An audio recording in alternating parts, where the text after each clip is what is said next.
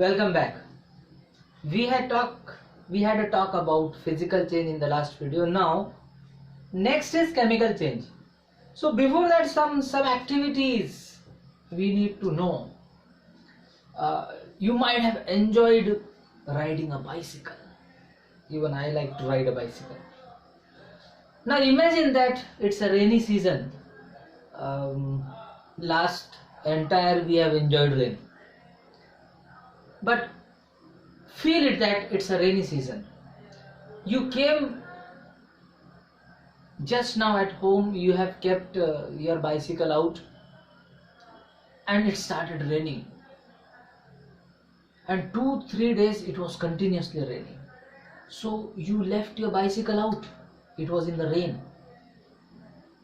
After 3-4 days, when you got time and you took your bicycle to ride, will you feel the same while riding or while pedaling the bicycle? Definitely no. You'll feel it little harder before 2-3 days which you have experienced. Why it is? This is one thing.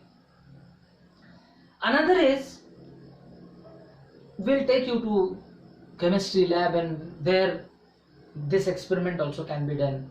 Let us take a magnesium ribbon and burn it. First of all, one more important thing, this can be a question also, it can be a hot question in paper, that why a magnesium ribbon should be clean, or why it is necessary to clean the magnesium ribbon before burning. It's a question. Answer. When a magnesium ribbon is kept in lab or wherever, a coating is being formed on the magnesium ribbon. That is a protective coating.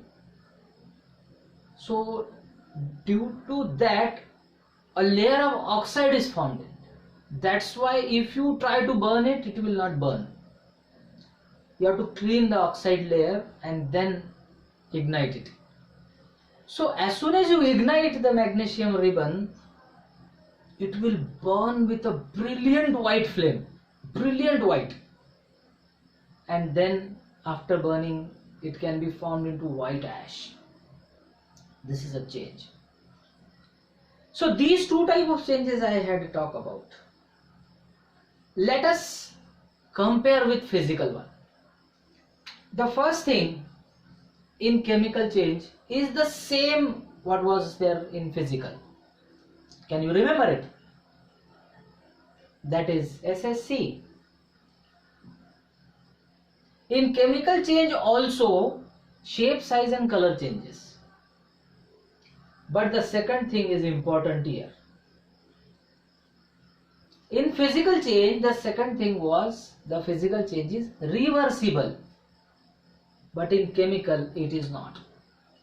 Let us remember the first activity where you were riding a bicycle. The chain of the bicycle is made up of iron. It was in rain, so water is combined with it. This water is atmospheric water in the form of gases. As well, oxygen is also combined. Oxygen is already present, we are not writing. It turns into Fe2O3, ferric oxide or ferrous oxide. This is ferric 2 oxide. Details are in higher classes. But this is very commonly called as rust. This word is very much well known to everyone. So now this is rust. We can see iron combined with water forms rust. So now the question is, can you reverse this reaction? It means from rust, can you take out that original iron back? Can you take out those water molecules which were combined to form rust? No. Definitely not. Another example, I have told you that magnesium ribbon you have burnt in air. you got white compound, that was magnesium oxide. From magnesium oxide, can we take out oxygen back, magnesium ribbon back? No. So this is the very important point. Second, it is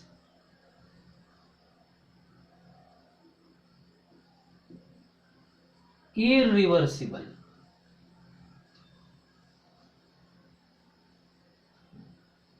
Irreversible means it cannot be reversed.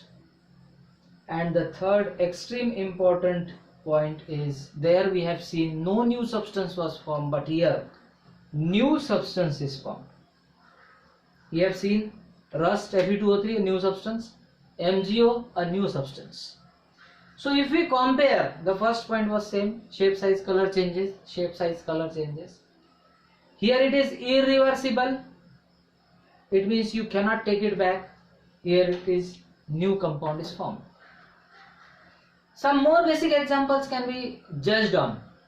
For example, when we take flour, we add water and we make dough to make chapatis. After making chapati, is it possible to recover the flour back from the, or recover the dough back? No. Let us imagine a candle. Let us enlighten the candle. White brilliant flame is coming out.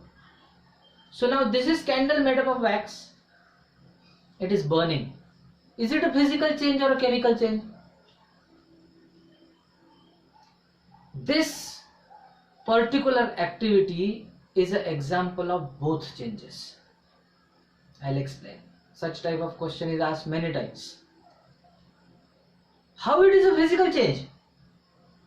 While burning a candle, this candle, while burning, the wax is getting melted. Wax you can collect, again you can make the candle. Physical change. No new substance formed, reversible. Wax melted, again collected back. But how this is a chemical change? Every candle is having a wick. W-I-C-K. In Hindi can be called as bati. That wick is made up of cotton. When you enlighten it, ignite it, it burns. While burning, it gives light, it gives heat. Some gases are also formed. So can you imagine collecting that gas, collecting the heat from the atmosphere, and the light also which is given out collecting? Can you make or form the wick back? No. That means this burning of candle is an example of both physical change as well chemical change. Okay, so this is a comparison between physical change and chemical change.